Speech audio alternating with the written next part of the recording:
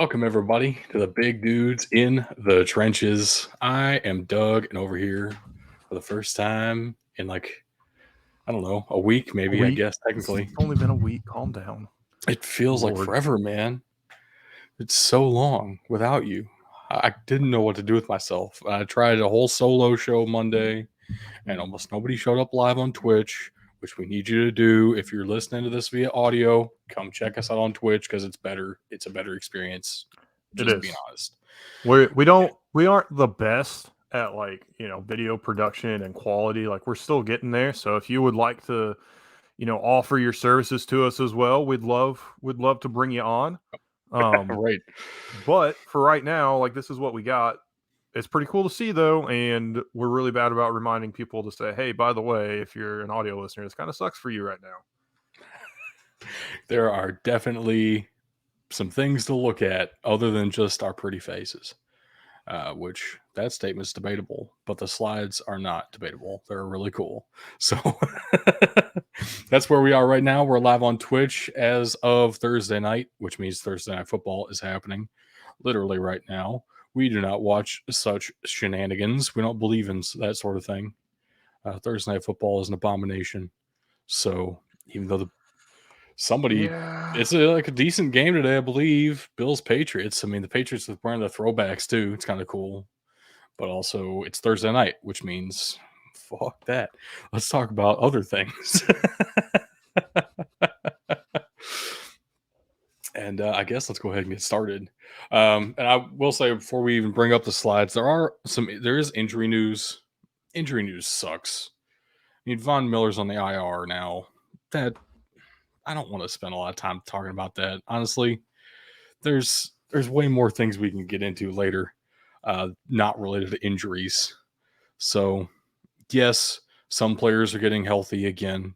Some players are getting hurt. Some players are out that thought they were going to play. All sorts of normal regular season NFL stuff. But How you, much we got some other like NFL tangent stuff going on. mhm, If you know what I'm talking about with Antonio Brown, yeah, I feel like that falls into it. I don't. I'm really just starting to think that he's just an asshole. Like as much as that sucks to say, because everybody's been saying, "Oh, well, this has to be because of that Vontez verse, the famous one." Everybody's like, "Oh, maybe he's got some CTE stuff going on." If you know what's going on with Antonio Brown right now as we're recording, and I don't know if there's been any updates, but if you know what's going on, awesome. If you don't, when you're listening to this on the audio version, go look up what happened on Thursday. I'm really starting to believe we can't blame this on anything that may or may not have occurred because of his NFL career, and it's sad to see, though, honestly. and I don't want to comment on that. So let's move on. Fair enough. the only really the only real news story I guess I have then for the NFL. Russell Wilson had a birthday party and nobody showed up. That's just embarrassingly sad. Like embarrassingly sad. So it's real life draft day here. Uh, Russ Callahan, I guess, his his teammates didn't show up to his birthday party. That's wow.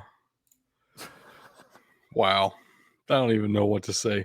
So at this point, it's to me, it does raise the question of everybody seems to be piling on to Nathaniel Hackett outside of the locker room. Inside the locker room, it feels like everybody's piling more onto Russ than onto Hackett. I'm wondering who the team would prefer to keep if they could only keep one. And right now, it feels like they would vote for their head coach. Yeah. How crazy is that? I mean, we've talked about this a couple of times already this season that when Russell Wilson signed with the Broncos, we thought, man, this is going to take him to the moon. Right. And that has not been the case at all. I don't get it. I don't I don't feel like he should have dropped off this much either. I feel like that's probably the bigger, more important takeaway here is that Russell Wilson's not a bad football player. Like I don't know. It doesn't make sense. Like, make it make sense, I guess, is where I'm at. I know there's a stat going around. If the Broncos had scored at least 18 points in every game this season, they'd be like, I don't know, 9-2 right now or something like that. It's they just can't get in the end zone at all. And sometimes it does look like play calling issues. Sometimes it does look like inexperience from Hackett. Other times it really is Russell Wilson just not making the throws he needs to be able to make.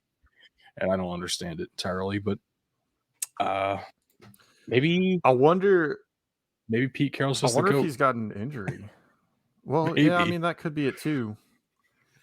I don't know. There's been a lot of quarterbacks that you have had lingering injuries that they didn't say anything about this season in Yeah. particular.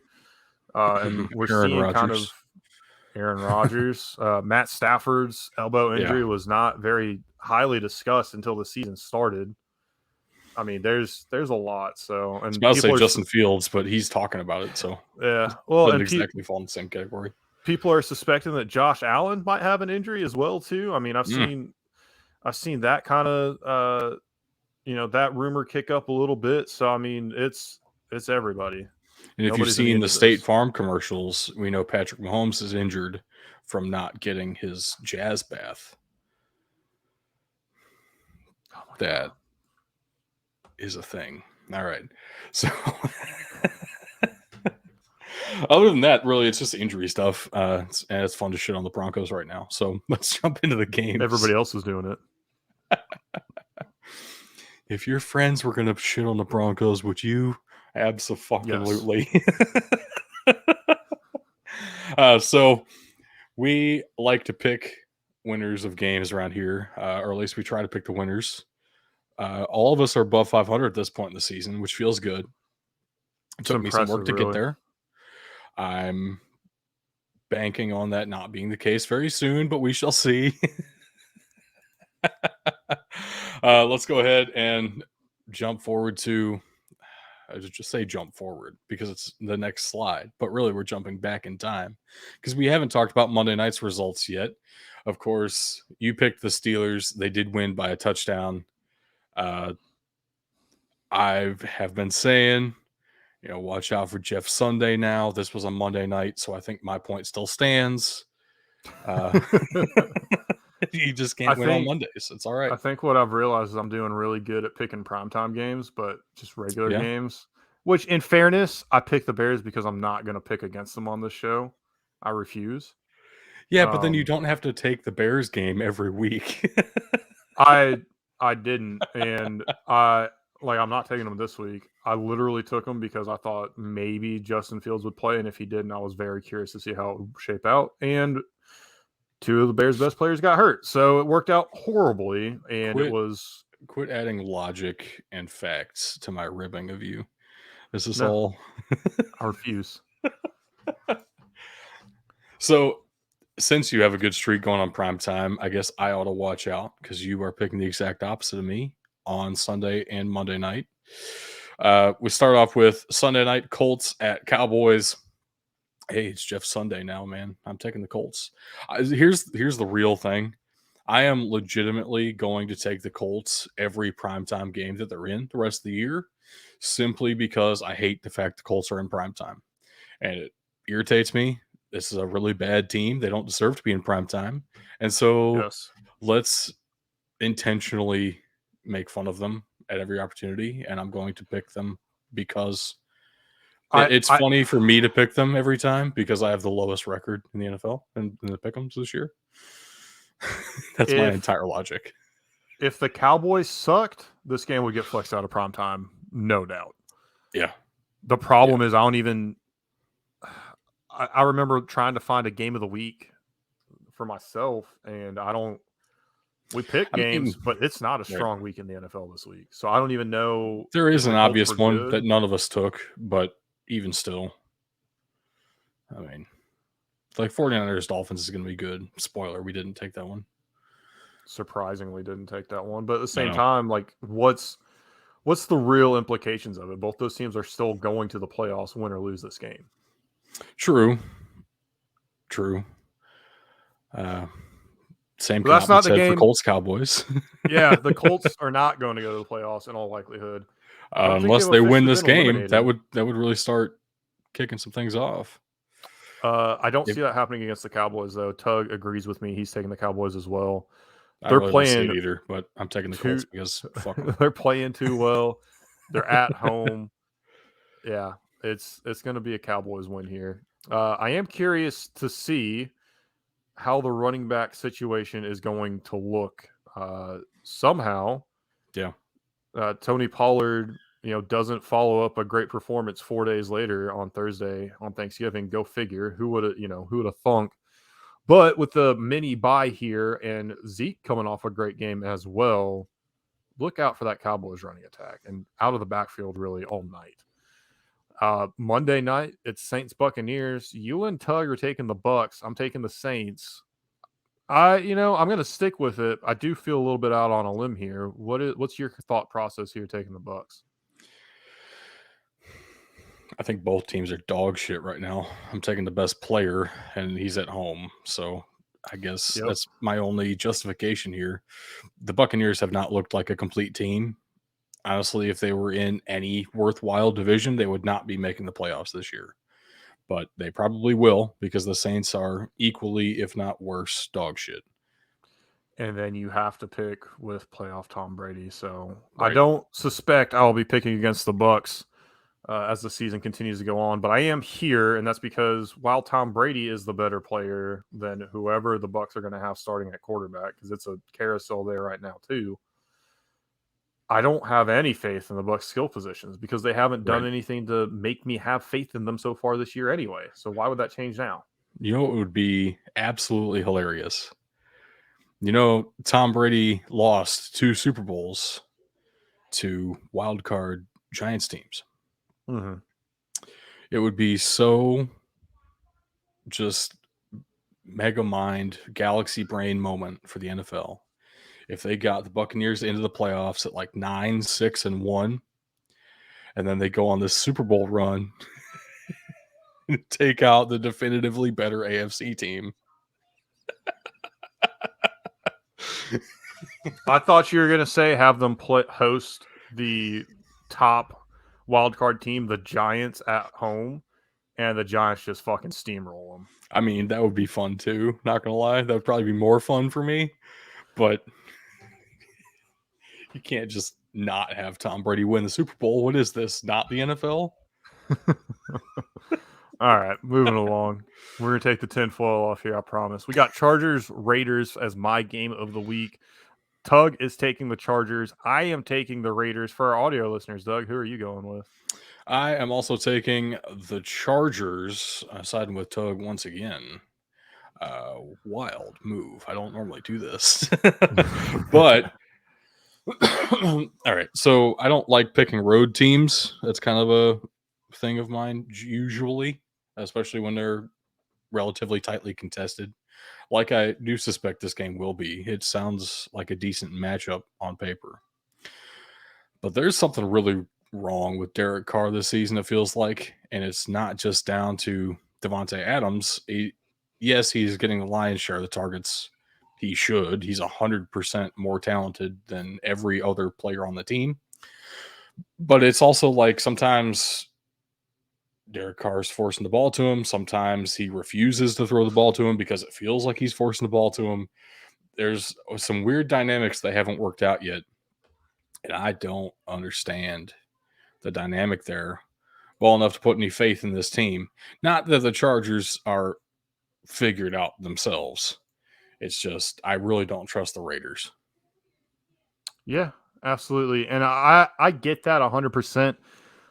If this was a couple weeks ago with Josh Jacobs, still being a little banged up, I'd be right there with you too. But the fact of the matter is, the man came to play this past week, and he's frankly Right. the only reason they won. He put the team on his back and then ran 85 yards for a game-winning touchdown. So I'm And the gonna Chargers ride don't have any defensive tackles right now. So exactly.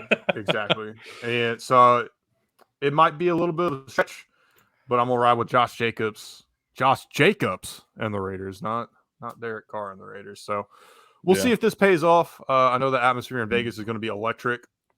and not just because the Chargers are in town. But we were all kind of hoping that the AFC West would be a worthwhile division to watch, and this game's going to be worthwhile watching, just not for all the reasons we thought preseason. Right, for sure. For sure. My game of the week, I'm putting the tinfoil hat back on, by the way, for this one. So we're looking at Browns at Texans. Obviously, we've been talking about it off and on all year. Most people have. This will be Deshaun Watson's first game as a Cleveland Brown. In Houston, there will be a suite purchased by the lawyer of Deshaun Watson's accusers, and 10 at least of his accusers will be in attendance for this game. Oh my God. Look, okay, hold on. Seriously, stop for 1 second. If that doesn't tell you everything you need to know about any validity of this fucking lawsuit, I don't know what's like. I can't sit here and just be like, oh, yeah, they totally, had bad things happen to them when this is the behavior we're going to see. Like, this is high school level drama behavior right now. And yeah, like this is ridiculous. I almost hate that we're taking this game now. Well, I'm partially taking it because of that, and also because it is Deshaun Watson's first game back in like 2 years, if not even a little bit more than that at this point. So, what are the odds that Deshaun Watson actually plays well? And what are the odds that the NFL wants him to play well? There is a real dynamic here where if you believe the NFL is at least partially rigged, like I do, there is real incentive to have Deshaun Watson lose this game in front of his accusers and then come back and next season start to win some real games for the Cleveland Browns. I am taking the Texans on some tinfoil hat bullshit, and I understand it would be an upset, which is why, of course, Tug is taking the Browns. And how about you? Yeah, I'm taking the Browns as well, but the reason is the Texans are horrendous. I agree. The Browns are not great. Jacoby Brissett has done enough to keep them mildly in the conversation. They're not completely out of the playoff picture yet. They're on the graphic, so to speak. But more importantly, right, they have not yet been mathematically eliminated. Yes. More importantly, I think there's a large faction that would want Deshaun Watson to play well and win, and that large faction has a sponsorship with Nike and is closely linked to Colin Kaepernick. So if Deshaun Watson wins this one, get ready for more Colin Kaepernick talk, because trust me, it'll be coming. You had a guy sit out for a year and a half. Somehow that's going to relate to Colin Kaepernick sitting out for 5. But it's true. I also just think the Browns are a much better team. Like as much as I want to, go along and put some more tinfoil stuff in here out into the universe, I do think the Browns are a better team, and that is where we're going to be looking with this one. Browns dominating the Texans, frankly. It's going to be Kyle Allen starting too, I believe. So not even Davis Mills. I know it's a long shot. Who knows? But then we have Tug's game here. He's taking the Jaguars at the Lions. Did he just pick the Jags because they had an amazing win last week, and they picked the Lions because they should have 8 wins this year? Like, I don't. Well, he said he thinks the Lions are a lot better than their record, and they probably should have won 3 out of the last 4 anyway. I think that's valid. I've said that all year. And I generally agree. I also believe that the Lions have a fantastic history of finding ways to lose games. And it's not only this season, it's been multiple seasons. I understand, Dan Campbell's really building something there, and it feels different this year because they're losing by 3 instead of by 27, but they're still losing. And also, the Jaguars really impressed me last week. Yeah. That was probably the most impressive win to me of the entire week, at least. Yeah. And it came down to ballsy too. I mean, right. you put the Ravens in a position where they're going to be able to say, "Hey, Justin Tucker, go win us the game." Right. Whew. Which, I mean, you go for the tie anyway, then you got to do it in overtime, right? But going for 2, getting it there, and then hey, there's still plenty of time for them to get into field goal range because if the Mm-hmm. ball's on the field, it's in Justin Tucker field goal range. So Right. But he was short from 67. by like 2 yards. I know. it was still pretty close, honestly. It was, I think it was closer than 2 yards. yeah. More like maybe 2 feet. Yeah. But yeah, the Jaguars did win, and it was really impressive. And I think the Jaguars are another team who's better than their record so far this year. They have really started to gel, and not every piece is amazing, but every piece works together. And that's been obvious so far. It really is working for both these teams. I'm going to take the Jaguars simply because I was impressed last week, but it's a toss up to me. Tug and I are taking the Lions, and kind of like we touched on already, both these teams are better than the records, but I think the Lions are much better than their record, sorry. And I think they have better talent on both sides of the ball than the Jaguars do. So I've got to roll with the Lions here. And it is at Ford Field, which normally would make me want to pick the Lions. But also, when's the last time they won a game at Ford Field? I don't know. I don't know. I don't know. My cousin's kid won the game at Ford Field recently, state championship. Shout out. Nice. Your kid lives in the wrong state. Not my kid, my cousin's kid. Your cousin lives in the wrong state. I mean, don't look at me. I'm looking at you because we're on a podcast together. That's the way this works. Let's shift gears a little bit from games to players, and we're gonna go into our fantasy forecast where we're batting a perfect 500 on the year as far as picking players again. Perfect. We cannot get out of this funk here. So I know we've been 500 for like 3 weeks. I know On this, so it's kind of incredible. You can ride with us, you can fade with us. It probably won't be a bad pick either direction. Right, and but it doesn't really track. We always get the starts right. We always get the sits wrong. No, it's all over the place every week. We're always half right. well, Some order of things. Yep. So Tug took the wide receivers this week, and he's sitting Curtis Samuel.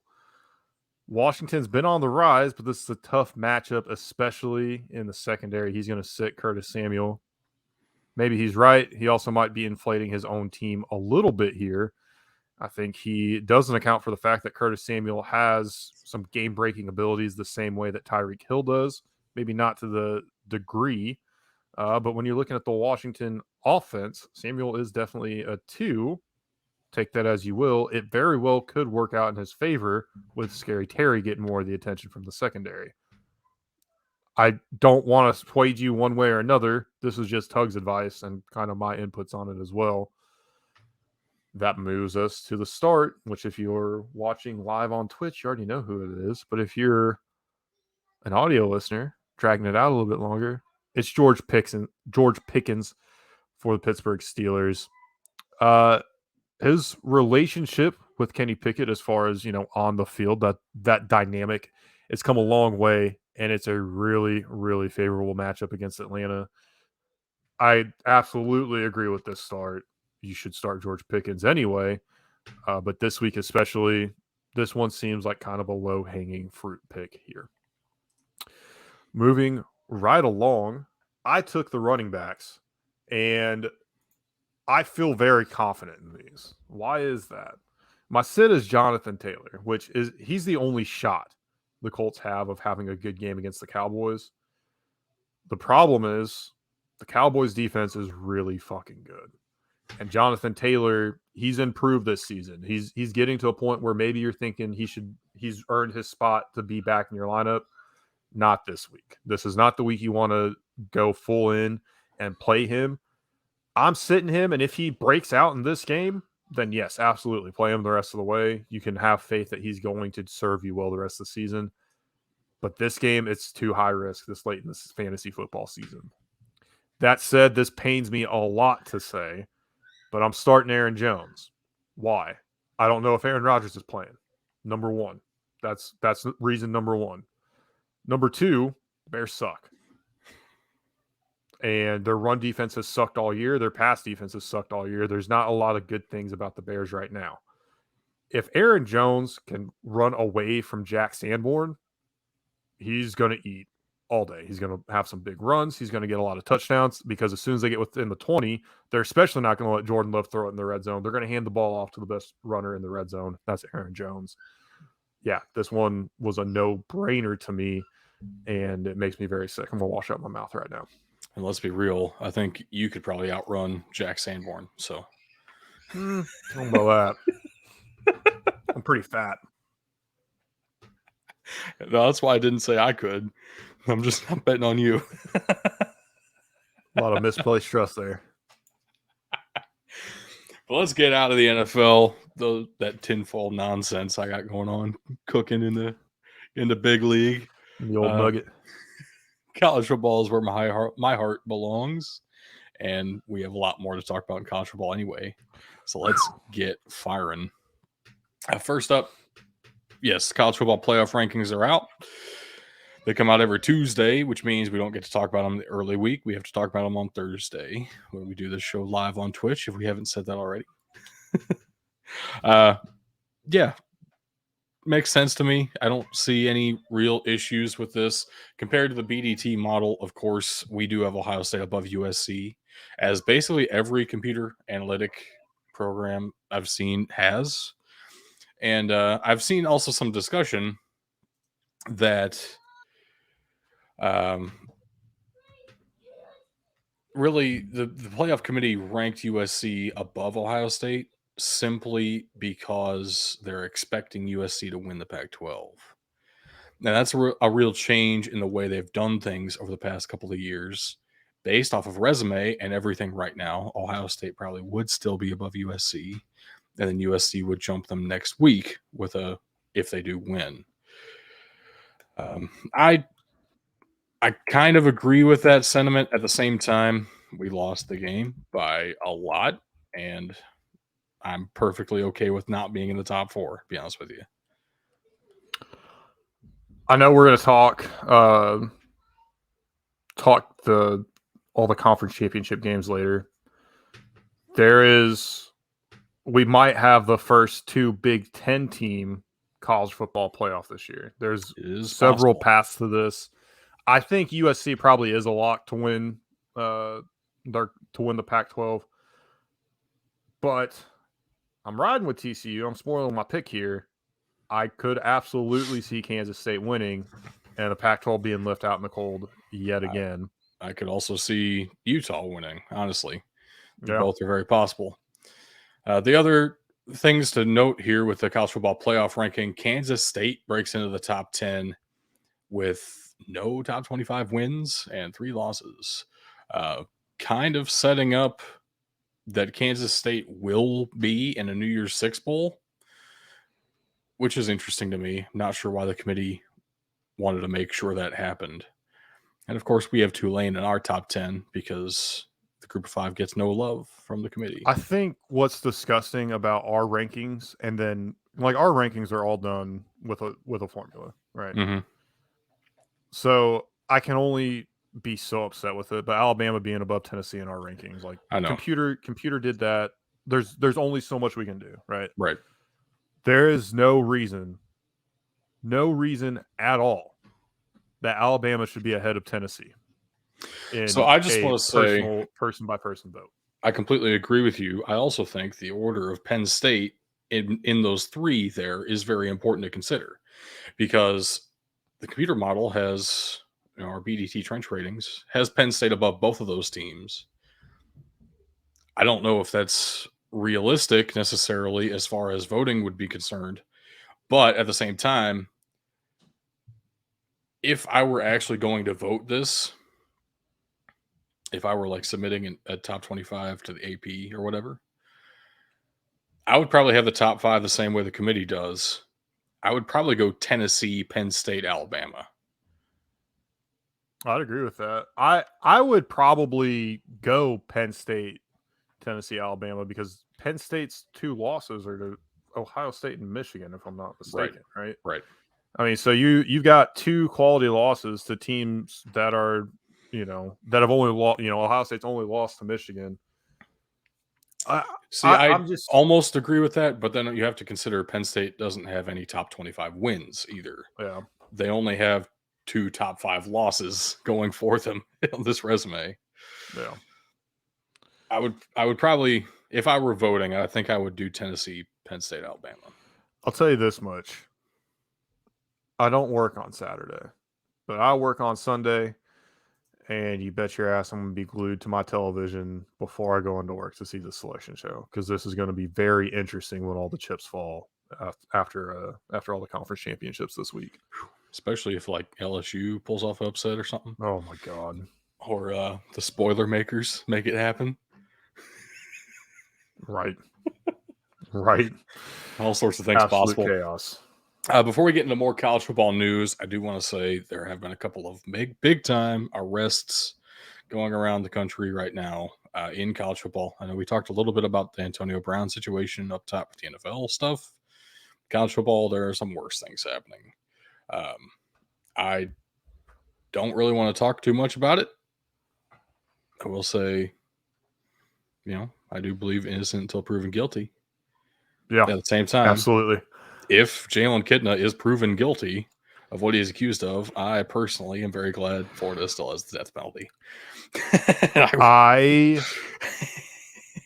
From what all I'm going to say about this is, from what I've read about this, there are two very distinct possibilities, and one is horrendous and disgusting, and the other one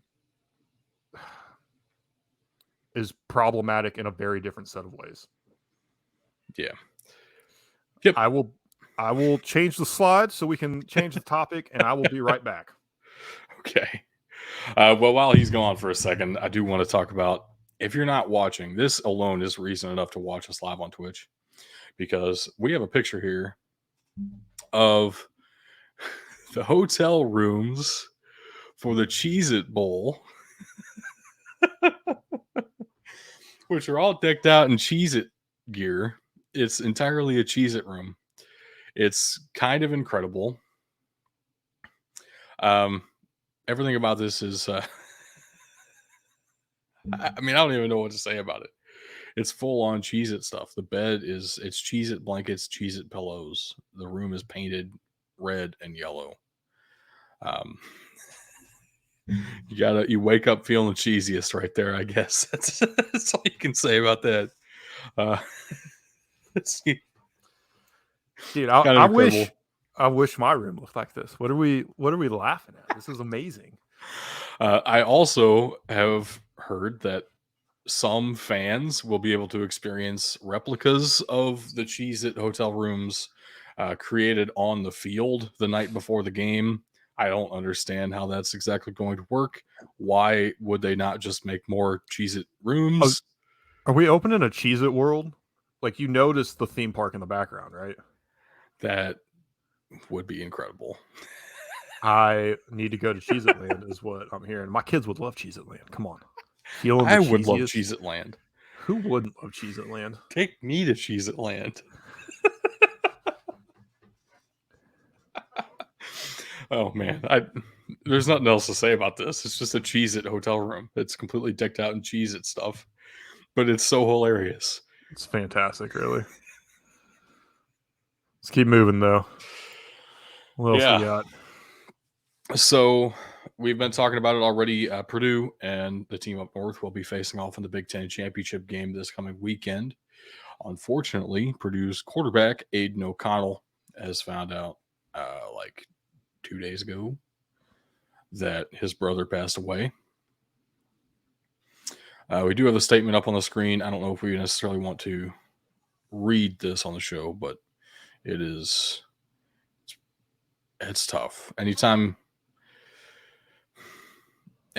a big time player loses someone in their family, the entire team feels that. And there's no way they can't. And I hope the best for the O'Connell family and for the Purdue team. It's always tough. And I will throw this out here as well.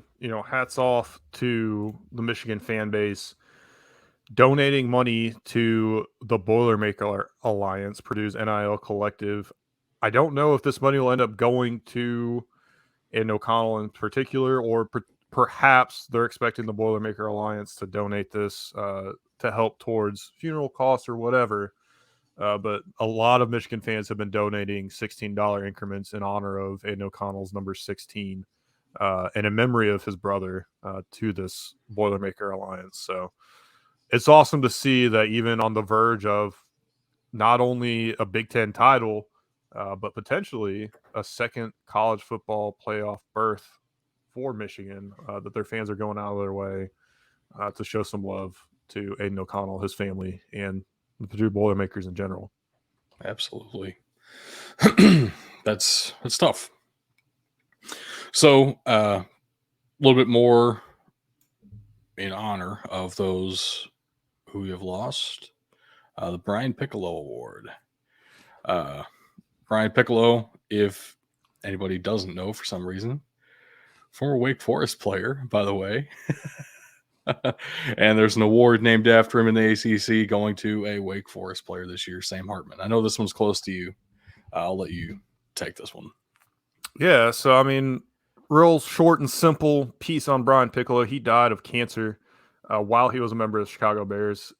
His relationship with Gail Sayers as the first interracial roommates in the NFL became the subject of Brian's song, which was a what?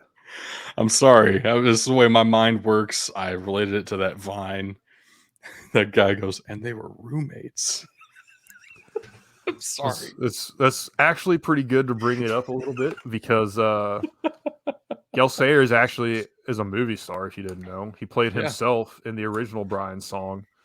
It has since been remade. Whatever. That's not the point. Brian Piccolo did tragically die of cancer, and the ACC has honored him, immortalized him with this award for the most courageous effort in a football season. And that goes to Sam Hartman because if you remember, he was highly touted, kind of getting overshadowed a little bit by quarterbacks out of UNC seemingly every year. This looked like it was going to be his year, and then he has blood clots and had to miss 2 or 3 games to start the season. Yeah. Wouldn't you know it, though, he ends up coming back and setting the record for most touchdowns thrown at Wake Forest. Just an amazing career there. I don't know if he's going to the draft or if he's going to transfer. We'll have to wait and see, but I would love to see him excel at the next level. I've been a fan of his for several years, so awesome to see him get some recognition here. It's possible that he stays, too. It is possible that he stays. It is possible. I'd say that's probably more likely than transferring, honestly. But we shall see, and certainly wish Sam Hartman all the best. You were getting me on the hype train a little bit there, and then he hasn't played that well this season. Game. To be honest with you, so yeah. But he's still fun to watch, and he makes Wake Forest bearable. So that's saying something. It's a big deal. But obviously, some huge news in the college football world has just transpired as we finally know when the 12-team playoff is beginning. So we have this season and next season. We'll have a 4-team playoff still. Then the season after that, 2024 to 2025, we will have a 12-team playoff at least through 2026, I believe. And then the whole media contract before it needs to get reworked and everything. So there's not a whole lot set in stone still. Well, technically, the reason that we're able to go forward with this 12-team playoff is because the Rose Bowl finally said, okay, yeah, let's do it. Right. It had already been voted on. Everybody else had agreed, but the Rose Bowl was really holding out. Now it's going to be a 12-team playoff because they gave the good to go there. So I'm excited to see what happens. Honestly, I would love to see some of these semifinals go to different NFL cities. I don't know if that'll happen, but it'd be cool to see.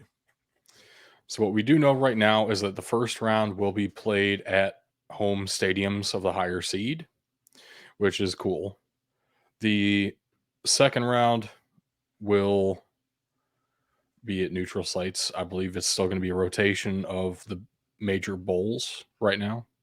And then the championship game will be separate. So we do know a couple of locations. I believe one of them will be in Atlanta, and there's another one, I believe, set for Las Vegas, if I remember correctly. feel like I may Indianapolis has to get involved in this too. it's always a rotation of the same couple of cities. It's L.A., Las Vegas, Indianapolis, Atlanta, Arlington. I mean, it's I mean, Arlington Heights could work their way in there too if the Bears get their heads out of their ass. That'd be pretty cool. yeah. So it actually, one caveat to that: if the host institution doesn't want to play a home game for some reason, they can opt to move it to a neutral site as well, which was a bylaw there. I would say the only instance of that happening would be if there's inclement weather or something that's really driving you away from your home stadium. Like there was a fan gave an example of, if Minnesota happens to sneak their way in there one year and it's like -30 in the end of January, we're not playing a home game I would outside. absolutely love to play a home game. Talk about home field advantage. At some If point, that becomes no field advantage. Like you can't. Northerners don't want to play in -30 either. Yeah, but you know who really doesn't? Whatever poor Southern school has to play Yeah, them. Florida Yeah, coming up to Minnesota. Well, because first of was all, that would just never happen because it's an SEC team going to a Big Ten team. Can you possibly imagine the injustice of being seated lower? they would have to be the Big Ten champions, and Florida would have to be the 6th SEC team in. That's something that's certainly possible in this format. I just know that if the SEC bias doesn't die, it's going to be a disgusting playoff for a little bit. So another thing to note with this 12-team playoff, the Group of 5 and Power 5 designations are really about to go away. Something to consider with that, though, those designations existed technically in the college football world. They never actually existed officially. They were just kind of media designations in the first place. And the Power 5, quote unquote, are known through the NCAA as the autonomous 5 because they have a little bit more leeway in creating and setting their own rules for themselves that other conferences don't get the luxury of doing. And it's very minor things, but at the same time, they get preference in negotiations of things and all sorts of.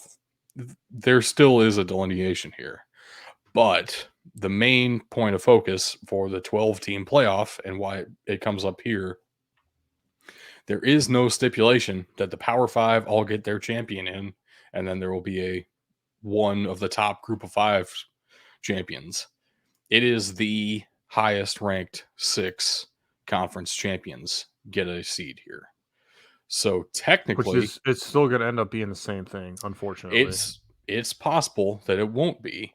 We've had, and I know divisions are going away, but I still want to use this as the example, right? We've had years where there are unranked teams and highly ranked teams in conference championship games.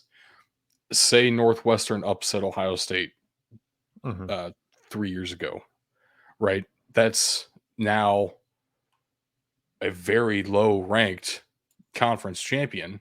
The Big Ten's not going to get an auto bid with their conference champion. So here's my question though, okay? Mm-hmm. Because I know where you're going with this already. Like obviously, Northwestern's not going to get the auto bid. You probably get two quote unquote You group get of 5 the teams, American, and you probably get Conference USA champion in or something like that, or the Fun Belt, right? right? Or the Mountain West, or let's just name them all. Yeah, right.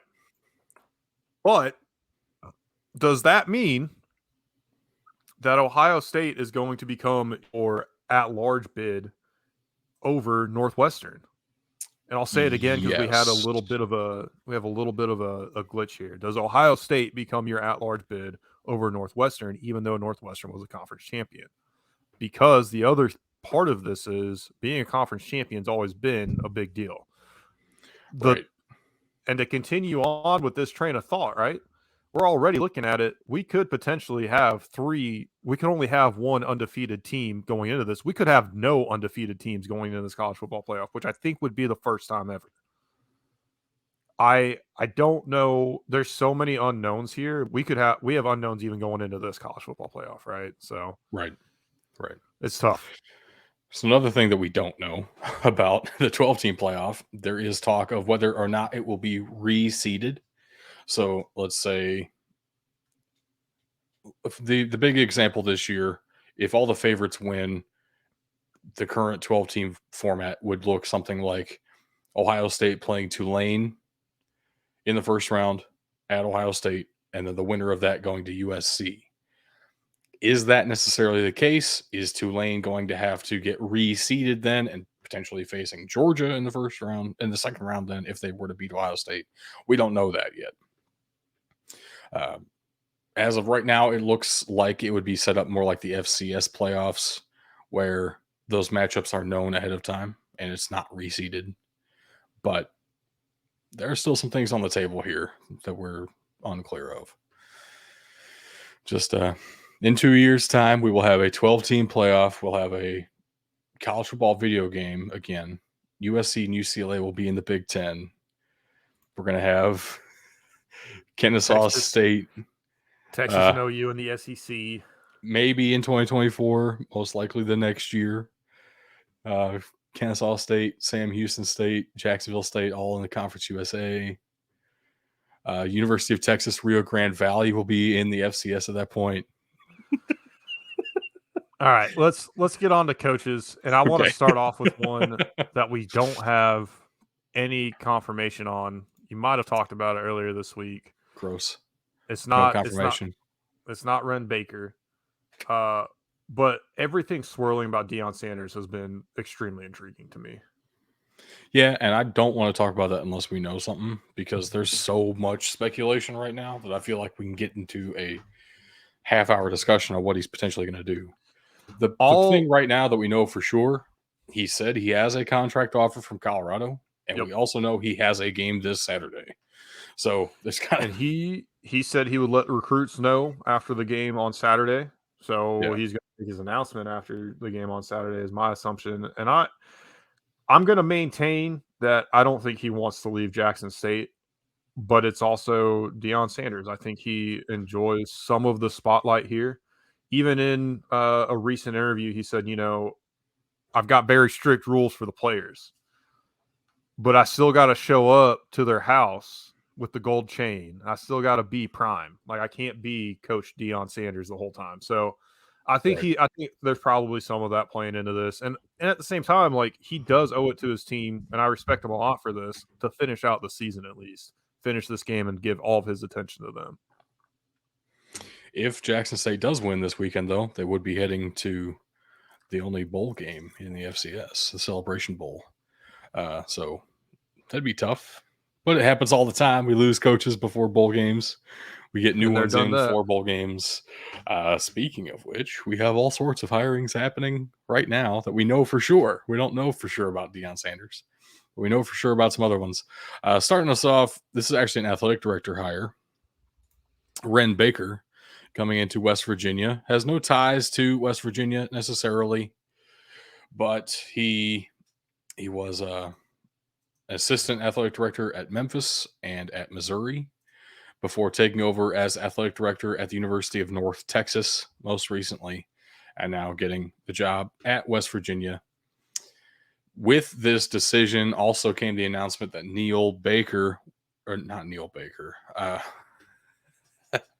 Ren Baker, Neil Brown, will be retained as the head coach at West Virginia for the next season. There was a lot of speculation that they'd be moving on from him after a disappointing year and not making a bowl game. Ren Baker has said they are keeping Neil Brown on staff. He also is apparently one of his first actions in office was to call Pat McAfee and talk about the state of the program. So I would say you're off to a good start there. At least you understand your biggest connections and you need to keep up with your alumni. Absolutely. And Pat McAfee show is fantastic. So good on him. Next up, we got Brent Key dropping that interim tag, taking over full-time at Georgia Tech. There was a whole lot of talk about all kinds of potential moves that Georgia Tech was going to make. Essentially came down to, hey, this guy appears to be working. He's getting through to our players and has us on the right track. We actually were competitive against Georgia for the first time in a while. Not only that, but we won a lot of games with Brent Key, surprisingly, that we didn't expect to win. And we weren't doing that before. So let's keep this guy. Former offensive lineman for Georgia Tech, too. Love to see it. Back at his alma mater as the head coach here for the Yellow Jackets. Very cool. There was all sorts of talk. At one point, it seemed like Willie Fritz was going to be hired. At some point, it seemed like Jamie Chadwell was the move. Obviously, Deion Sanders gets all the hype. Talk of him potentially coming to Georgia Tech at one point. I don't think that was ever serious. But yeah, Brent Key, new full-time head coach at Georgia Tech. Love seeing guys shed that interim tag and just become the guy. Sometimes they do things that get in their own way of that. If you know, you know. Yeah. Moving on to UAB, the Blazers have hired Trent Dilfer as their new head coach. Wild to me. If I'm not mistaken, hasn't he been coaching high school football? Yeah, for like 2 years. Yeah, he's been coaching high school football. He went viral for chewing a kid the fuck out for slamming his helmet. Yep. And it was so fucking divisive. I'm like, no, he's absolutely right. And that kid will never slam his fucking helmet again. I love this move.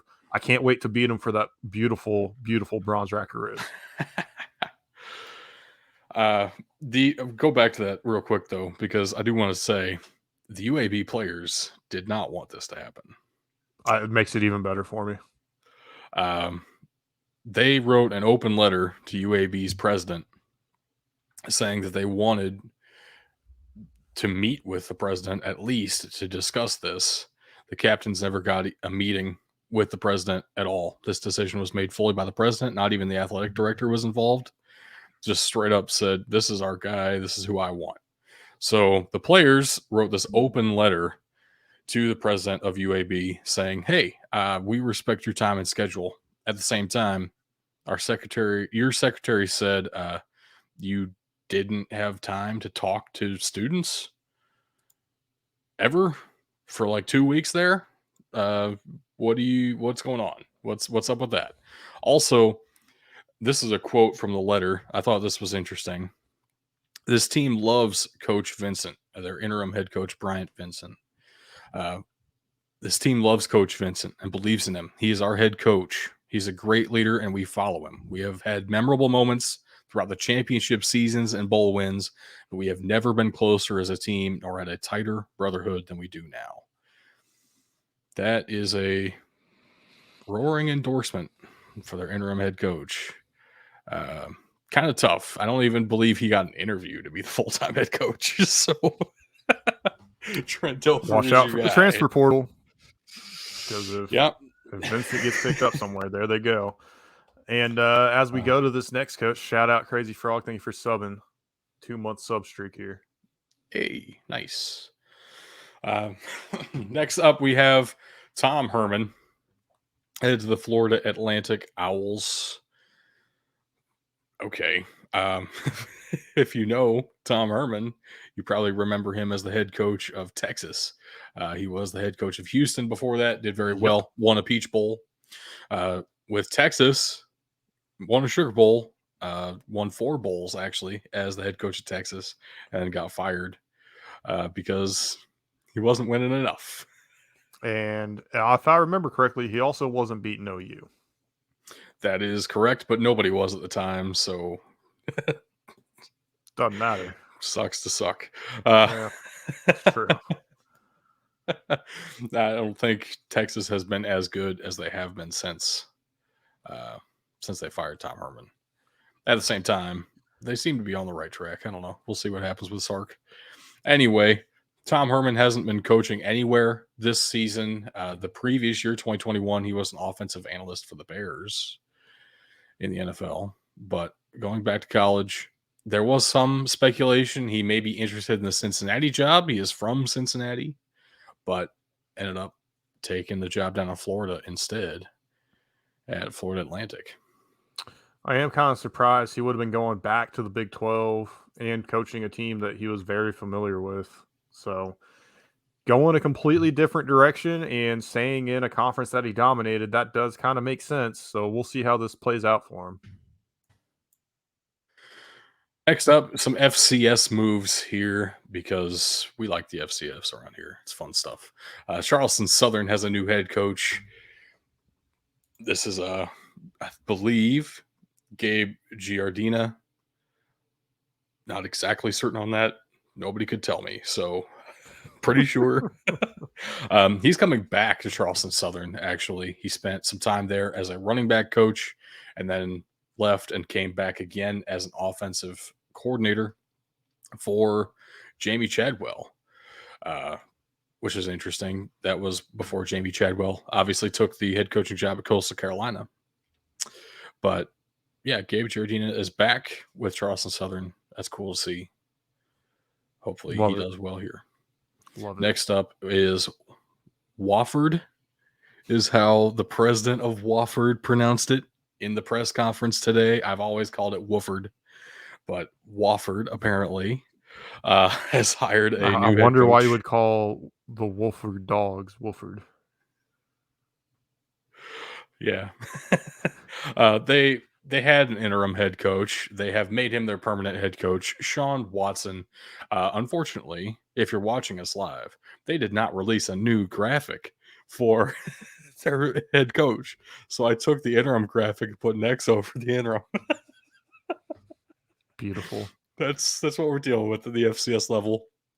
But Sean Watson's been a head coach one time before in the 1990s for his alma mater, SIU.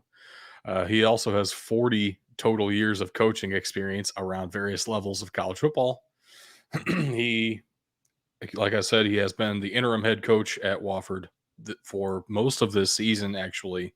Their previous head coach resigned when he was on the 15-game losing streak and said, apparently, I'm not good enough for this.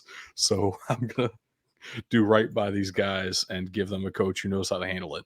And Sean Watson went 3-3 the rest of the way, obviously pointing to some better things in Wofford's future. Yeah, and he was definitely a part of some very good teams when he played for the Salukis. Last playing in 1980, they won national championship 3 years later. So this dude knows a little bit about the defensive side of the ball, I'd say, and I'm excited to see what he does now that he's going to be a full-time head coach here. Should be interesting. Yeah, we've seen a couple of old guys get jobs, and sometimes it's worked very well, and sometimes it's just been there's a reason they didn't get those jobs before. We'll see what happens. One last thing here out of college football, though, before we jump to the games this weekend.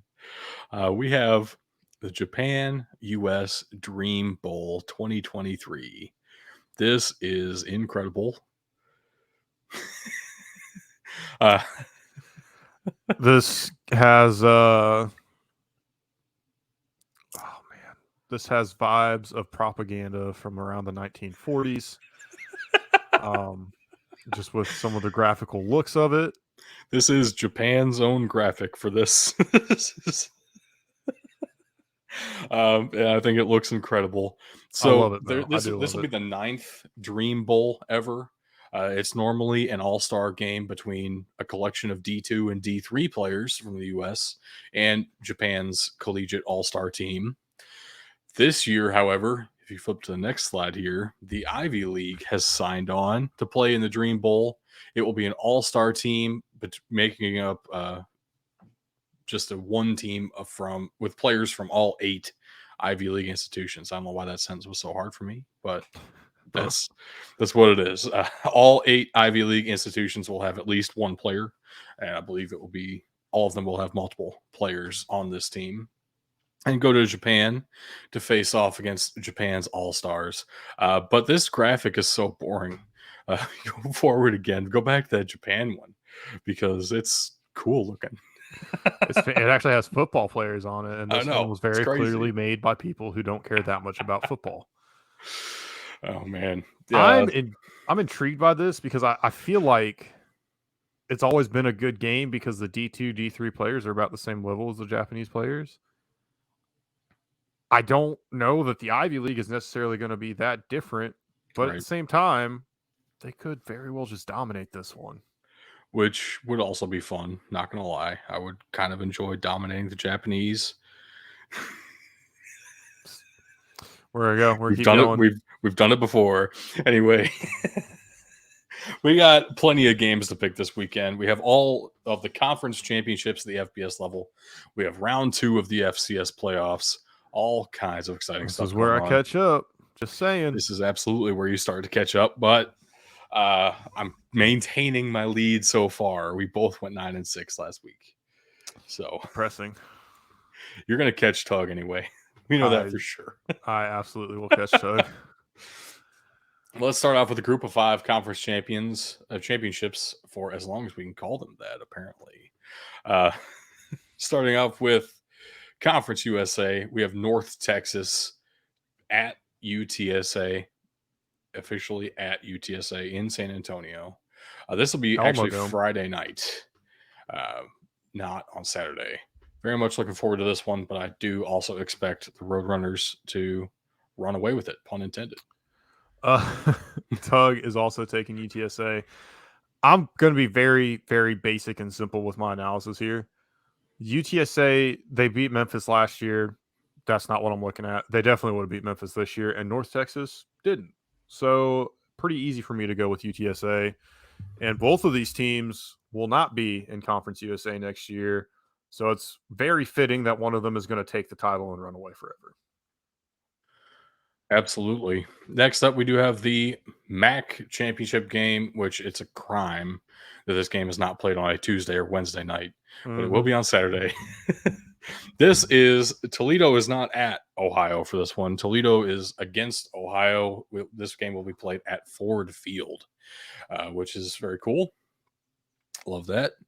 I don't know how they're doing a college football game and then an NFL game back to back, but Ford Field's pulling it off. That's really cool. I really thought I was taking the underdog here when I took Ohio, but it looks like you're with me. I am with you, and maybe I'm getting gassed up by my friends that are Ohio fans. Maybe that probably is a little bit of it at least. But at the same time, this team's done very well this season. I can't say I've followed Toledo near as much, so familiarity is definitely playing into this. I don't want to speak for Tug. I think he's going Toledo just to be different, though. I think he's going Toledo because Toledo's the better team all around. I did get a chance to watch Toledo play as they got destroyed by Ohio State, of course. But they really do have a couple of good pieces there. And the big thing for Ohio, Rourke is out. Their quarterback all year, record-setting quarterback, is out. CJ Harris stepped in and dominated against Bowling Green last week. It was also against Bowling Green last week. Which So is insane to say because 5 years ago, Bowling Green was fucking dominant, and they've fallen right, off a goddamn cliff. right. It's a shame. So I'm kind of taking a wild shot here with Ohio, but I kind of like it. You know, you're I with me. Feel obviously good like about it. it. Yeah. Next up, we have the American Athletic Championship. This is Saturday at 4 on ABC, going head to head with the SEC championship game. What are they thinking? UCF will be at Tulane. This is in New Orleans. Love to see it. I got to be honest here. I'm picking UCF to win this game purely out of obstinance because I picked UCF to win the AAC in preseason, and they have a chance to do it. Also, Tulane did win in the regular season, no, UCF won the regular season matchup, Uh-oh. uh, which is scary now. It's hard to beat a You team wanna change twice. it? I'm not changing it. Give me the Golden Knights. Tulane's a better team. They're And I not the Golden love Knights. They're the Knights, but they're golden. So they are whatever. golden. Fuck them. I agree, absolutely. The refs have no incentive to help them this year, so I don't see it happening. I legitimately UCF will when they were in a position to really help and elevate the conference by doing well, they got calls. You saw it last year with Cincinnati too. You're going to see it in this game with Tulane. I'm just being honest. The refs in the other game going on at this time are just fucking awful. These ones have an agenda. for that reason, I'm going with Tulane. Tug's going with Tulane too. He's watched a couple AAC conference championship games with me, and he will completely back up what I'm saying. So I don't know if that's exactly why he's taking him, but for what it's worth, he's taking the Green Wave with me. I like the Green Wave a lot, and I love this story. I don't know. It is a little bit more than just the preseason pick. I really do feel something here, but it is scary that UCF won the regular season. I do also think that Tulane has improved throughout the season. That is They true. and they've been on the come up for several years. This is just kind of going to be the capstone and the cornerstone. Look, do I think they'll get referee help because UCF is leaving? Yes. Do I think they'll get referee help because the conference has a lot more to gain with Tulane winning this game than losing? Yes. But at the same time, that's also motivation for the players. Like that's bulletin board material. And then you add that they lost in the regular season game. They've got a lot of momentum coming into this one. Yeah, I think Tulane is by far and away the obvious choice, even if you take out all of my, I'll say it, tinfoil hat conspiracies against the American Athletic Conference here. I mean, understandable. Moving on, though, we do have the Sun Belt Championship game. Coastal Carolina at Troy, which is in Troy, Alabama. Coastal Carolina really has been Montgomery, Alabama.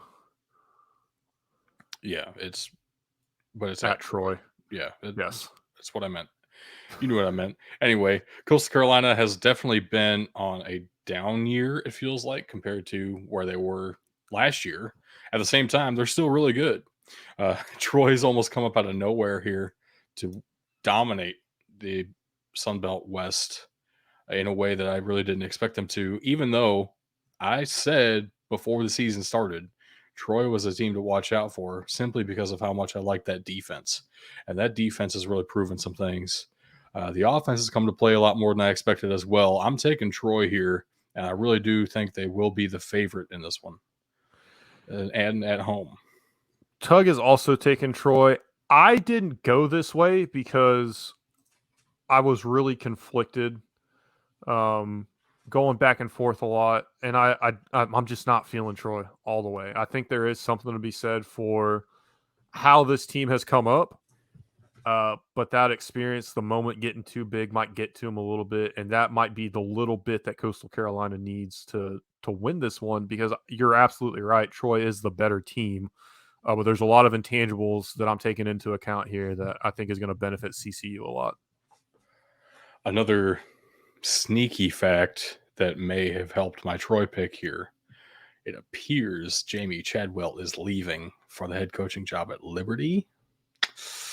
Which may affect some things. We don't know that yet, and I didn't say that officially. It's not been announced anywhere, but that would change some things. Next up, we do have the Mountain West Championship game. Fresno State at Boise State. Fresno State is they weren't looking like they were going to make it here, but they really turned things around. Had a strong in-conference showing. Same with Boise State. Honestly, they started off the season very slow, including that loss to UNLV. Since then, they've kind of been on a tear. Both teams on a collision course after about week 4. Kind of impressive, the turnarounds here. Jeff Tedford's first season back at Fresno State, and Boise State with their, I believe it's their second year head coach now, former defensive coordinator out of Oregon. So, yeah, I'm taking the Broncos here.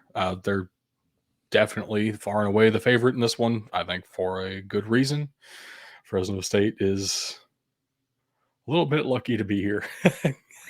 I think they're far and away the better team. Tug agrees with me, and it's just a shame that his Air Force Falcons couldn't win every single game like they were picked to do preseason and be involved in this matchup as well. Because, man, I would have to FaceTime them to watch that game just to hear the agony. Oh, man. Sorry, Tug. That was too easy. You're not here. That's not fair. Let's go ahead and jump to the Power 5 Conference Championships. Starting us off, Friday night, we do have the Pac-12 Utah versus USC. None of these games will be played at home stadiums. The Pac 12 will be played at Allegiant Stadium in Las Vegas. And I'm taking USC here. Utah did win the regular season matchup by a single point. Got to throw that out there as well. And I really think USC is a better team overall, though it's going to be pretty close. Yeah, I think Caleb Williams locked up the Heisman with his performance this past week. Yeah. And so you got a guy that's probably their Heisman Trophy winner looking for revenge. I mean, we've seen the ability he had last year, and it's just elevated so much this year. I don't want to say this one's a lock, but I feel very in all the games that we agree on that we picked together, I think this one is probably, I would say it's at least as secure as another one of the ones we took. There's definitely two in that first spot. I think it's a tie for that first spot lock. Tug, of course, going with USC as well. Yeah, this one, it seems pretty obvious to me, but then again, you never know what's going to happen. And Utah, they've been a interesting team. They've lost games that they should have won, and they've won games and looked amazing. And they've looked unbeatable. So it's tough, but I'm going with the Trojans. Next up, the Dr. Pepper Big 12 Championship, one of the only name-sponsored championship games. Kansas State against TCU. This one will be played at AT&T Stadium in Arlington, Texas. I'm going with TCU here. It almost feels like a team of destiny at this point, you know? Yeah, I'm riding with the Frogs too. But like we said up top, if Kansas State wins, this is the first domino. I mean, really, if Utah wins too, but you got two dominoes here out of the first two games right off the bat that could totally shake up the college football playoff picture. Tug is taking Kansas State. I don't know if that's because he believes it or because he wants the chaos.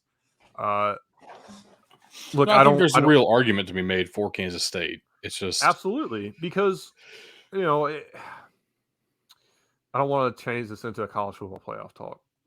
That's where I'm struggling. TCU has just eked out too many wins. They've had way too many one-score games. It's gonna catch up to them eventually. It has to, right? But what if it doesn't? What if they ride this, right? So I think they'll at least be able to ride it out through here. Kansas State has a lot of flaws on that team, and they might just show themselves even more in this one. So yeah, I'm going with the Hypnotoads. Let's do it. Next up, we do have the SEC championship game, LSU at Georgia, as what it would have been. And it kind of is anyway. It's at Mercedes-Benz Stadium in Atlanta. Home game. Neutral site, technically. Quote unquote. Yeah, we're all going Georgia. It's just yeah, this is the other one. This one's got to be as close to a lock as possible. I mean, this is on the same level as Utah USC, in my opinion. LSU, the fact that they made it here, amazing, and they made it here with 3 losses, even more amazing. Right. And what's pathetic is if they somehow pull this off, they will absolutely be on the outside looking into the college football playoff. But 2 teams that didn't sniff the playoff with 2 losses could potentially get it, or sniff the conference championship with 2 losses, could potentially get in. And that's disgusting to me. And I hate the SEC for it. That's the way the cookie crumbles. Ridiculous. Next up, we have the Big Ten championship game. This is one of the night games on Fox. Will be played at Lucas Oil Stadium in Indianapolis, as it is almost every season. I suspect that's going to change, actually. Once USC and UCLA join the conference, I bet the conference title game goes to the Rose Bowl, which would be fun. But for right now, I think it's the most appropriate thing, honestly. For right now, it's in Lucas Oil. Of course, we're talking about Purdue at the team up north. I say at. They're the lower rated. The team up north is higher rated team here by far. Obviously, the big favorite. I do want to point out one stat here, which is fascinating. the combined win total across like all of college football in the last 20 years for unranked teams versus top 5 teams, it's like 2 and a lot. For Purdue, they have like 10 such wins in that time span. The spoiler makers are a real thing. And I want it so badly I had to pick it. I also hate the team up north. And if you don't know what team I'm talking about, I'll let Bug say their name because I refuse to. So Tug and I are picking Michigan because they're the better football team, and I'm simply amazed that you called Purdue coming out of the Big Ten West because that was such a magnificent shit show. I was really hoping for a Michigan Illinois rematch. I know a little bit at your expense. Or an Iowa rematch from the Big Ten championship last year. God, it's just that was not going to happen. I don't see a way that Purdue wins this one. They could. I mean, Let's be real though you for a got to second. play the game. Let's be real. Blake Corum's out. And they didn't have a run game against Ohio State. And JJ McCarthy sucks ass. He mostly sucks ass. And other than like 2 big breakaway runs, they really didn't have a run game against Ohio State. It is possible to stop them from running the ball. They had an 85-yard run for a touchdown. Congrats. Your stats are inflated now. That doesn't mean you dominated the line of scrimmage. So maybe there are some weaknesses here that Purdue can actually exploit. I don't think it's as crazy as it sounds on the surface. I think it is extremely unlikely. At the same time, it's Purdue. And if this were played at Ross-Ade Stadium, I think we would all pick Purdue. If not, you're Probably. insane. I will give you this. There is a lot to the JJ McCarthy is a bum. He has not looked great in the past 2 games where they've needed help to beat Illinois, frankly. And Right. yeah, I don't know what's been going on with Ohio State in the second half of the game the past 2 years. Yeah. But it's just been, I'm sorry, it's been a fucking pretty bad. joke. Yep. It's been a joke. I don't get it. I don't get Yep. it. I'm sorry I missed Moving Monday. on. I don't want to reopen that wound. Yeah, ACC title game, Clemson versus North Carolina. I'm going to say it right up front. North Carolina is not a football school. Clemson is. The Subway ACC championship game, our other named one. Nice. They sold their Subway soul forever. I want Subway now. Thanks. You're welcome. Thank the ACC. That's who you should be thanking. I will. I might have to get a sub on Saturday then. Or maybe you could watch Clemson against North Carolina. This will be at Bank of America Stadium in Charlotte, North Carolina, which actually is kind of neutral site for them. Surprisingly neutral, considering one of the teams is in North Carolina. Chapel Hill and Clemson are pretty equidistant without looking at a map. I feel like it's relatively close. Yeah. Yeah. I will say, yeah, like you were saying, North Carolina is not good. Clemson's not good either, but at least they're not North Carolina. So, I will agree too. We're all picking Clemson. We might just be going with the name that we're more comfortable with here. But we've all been burned by North Carolina players in the past. Right. I mean, me more than anybody. The only one that's really come out and done anything memorable is Julius Peppers. And fun fact, the Tar Heels don't have a guy like that right now. They have Drake May, who couldn't beat NC State last week. So yeah. And the Tigers are having issues as well. DJ Uiagalelei is not the guy that they want him to be. And I don't know if he's your starter next year. I really don't know. I appreciate Dabo riding with him this season. Yeah. Man, I don't know how you keep him next season. But what I will say is that defense still brings some physicality and toughness up front. UNC is not going to get punched in the mouth 2 games in a row. Tinfoil hat moment on DJ Uiagalelei still starting at quarterback. I actually believe this could be a legitimate recruiting tactic that Dabo Swinney is trying to employ in order to get his brother, Mateo Uiagalelei, to come to Clemson. because right now the Uiagalelei family is not very happy with Clemson, and if they stand by DJ that closely, maybe they get a star defensive end out of the deal, because Mateo is fantastic, but also, that's a little conspiracy. I don't think it's really going to happen. Fun speculation. But that's it for the FBS.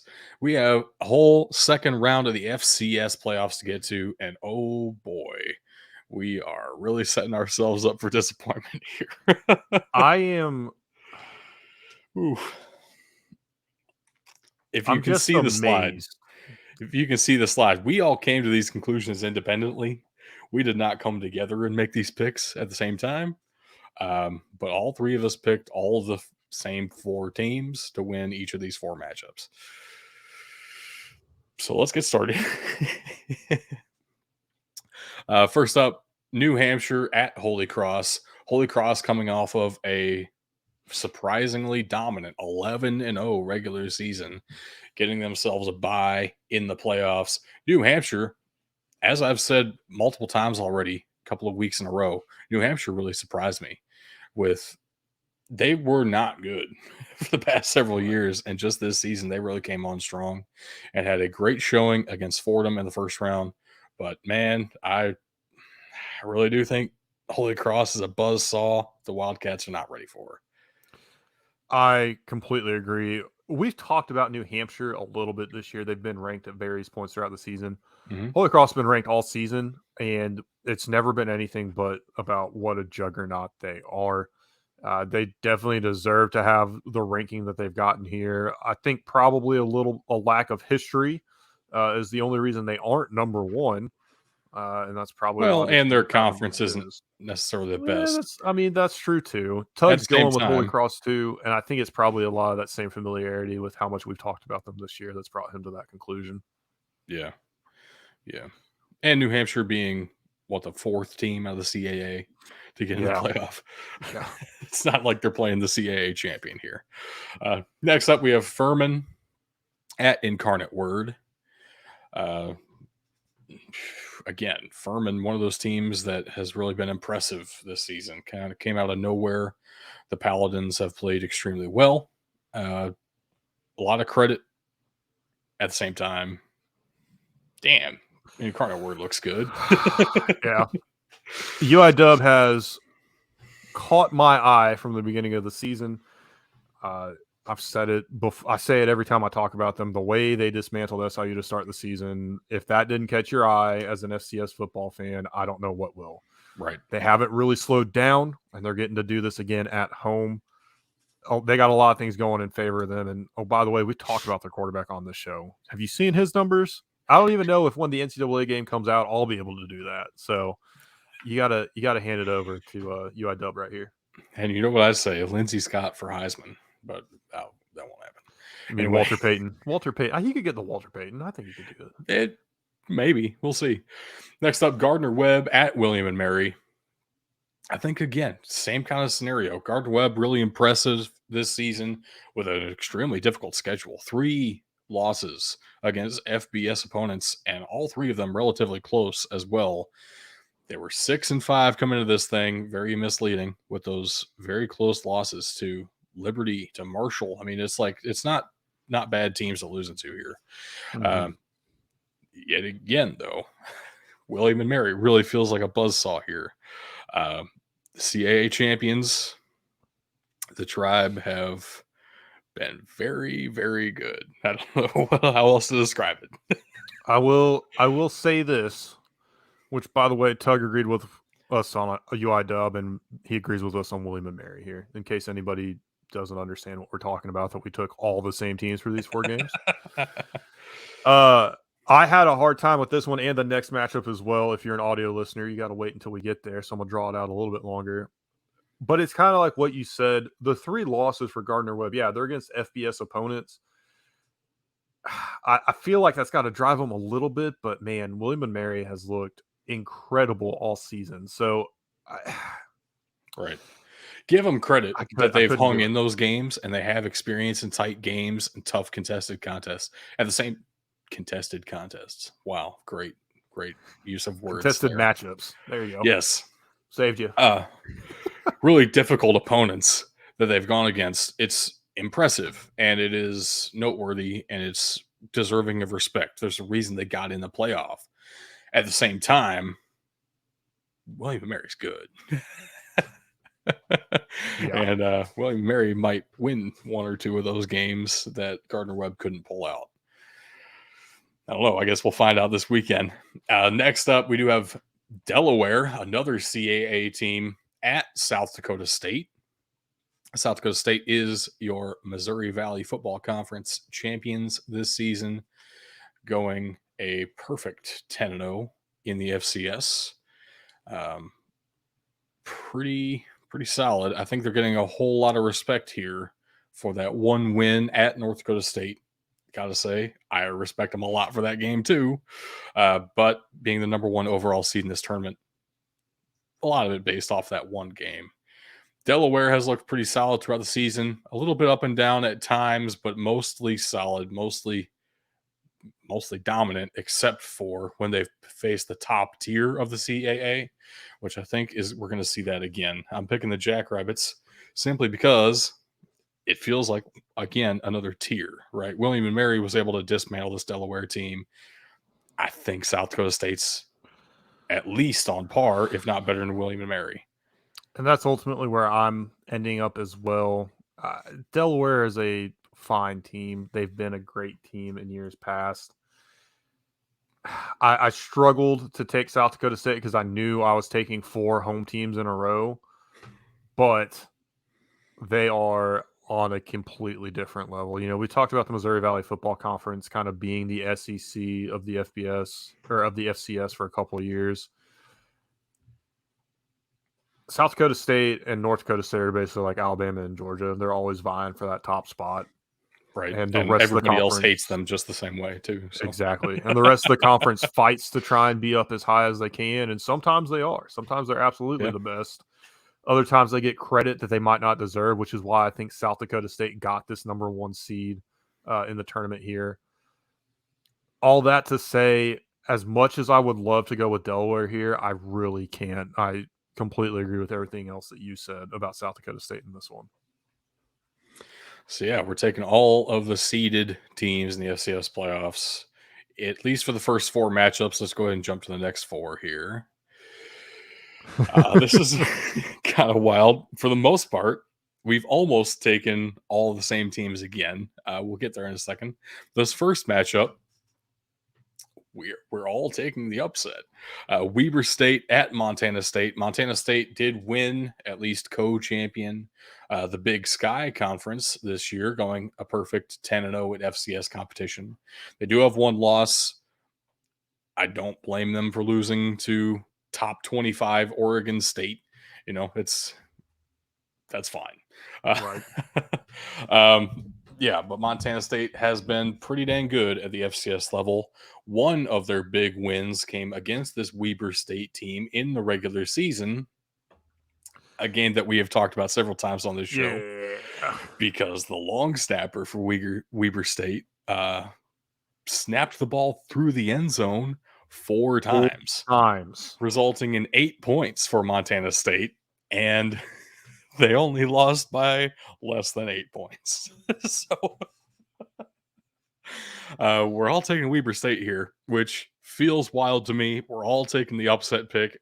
Again, we didn't collaborate on these picks at all. We don't do that, but we all took Weber State. Weber State lost by 5, meaning literally the long snapper only does it half the amount of times he did, and they still win that game. Right. So, yeah, come on. Weber State's the better team. I think that's fairly obvious to anybody that's watched a lick of FCS football this year. But their long snapper absolutely fucked them in this last game against Montana State. I think the Bobcats are the pick here. Tug agrees. This next matchup is the only game where we don't all completely agree. I'm excited for this one. Weber State Wildcats over the Montana State Bobcats. Got it flipped. Yep. Next up, Southeastern Louisiana won a wild game against Idaho last week. Very fun. They'll be facing up against the Southern champion Samford. I'm taking Samford here for sure. Feels like the much better team. I do think, though, this is going to be a pretty tight game. And I like Southeastern Louisiana a lot. Uh, I think, again, kind of the same story with the other FCS teams, like the unseeded teams that are coming into the ranked matchups. It's like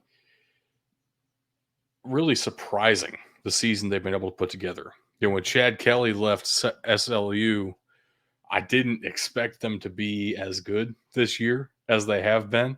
Really doesn't feel like they've missed too much of a beat.